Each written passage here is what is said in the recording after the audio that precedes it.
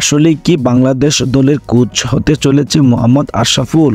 বিস্তারিত জানতে ভিডিওটি শেষ পর্যন্ত দেখুন। সাম্প্রতিক অনুষ্ঠিত হয়েছে বাংলাদেশ বিসিবির কেন্দ্রীয় কমিটির মিটিং, আর সেখানে আলোচনা করা হয়েছে বাংলাদেশ দলের হেড কোচ হাতুড়ি সিংকে নিয়ে। টি-20 বিশ্বকাপে বাংলাদেশ দলের বাজে পারফরম্যান্সের জন্য তাকে দায়ী করেছে বাংলাদেশ বিসিবি। এবার তাকে বাদ দিয়ে বাংলাদেশ দলের হেড কোচের দায়িত্ব দেওয়া হবে মোহাম্মদ আশরাফুলকে। বাংলাদেশের ক্রিকেট ইতিহাসে আইকনিক প্লেয়ার হচ্ছে মোহাম্মদ আশরাফুল। তিনি যখন বাংলাদেশ দলের হয়ে ক্রিকেট খেলতেন তখন বাংলাদেশ দল অনেক উন্নতি করেছিল।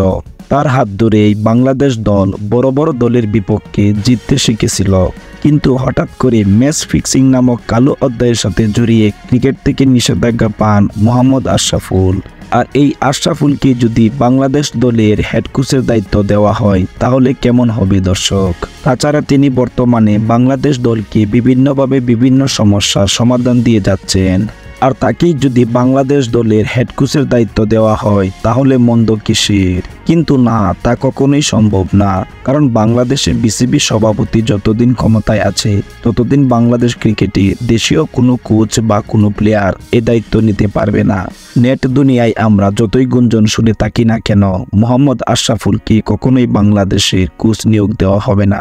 কারণ আশরাফুলকে দায়িত্ব দিলে তো বাংলাদেশ দলের উন্নতি হয়ে যাবে, আর বাংলাদেশ দলের উন্নতি হয়ে গেলে বাংলাদেশ ক্রিকেটাররা তো ভালো খেলবে। তা কখনো সহ্য করতে পারবে না আমাদের দেশের ক্রিকেট বিশ্লেষকরা। সুপ্রিয় দর্শক, আপনার কি মনে হয় মোহাম্মদ আশরাফুল যদি বাংলাদেশ দলের হেড কোচ হয় তাহলে কেমন হবে?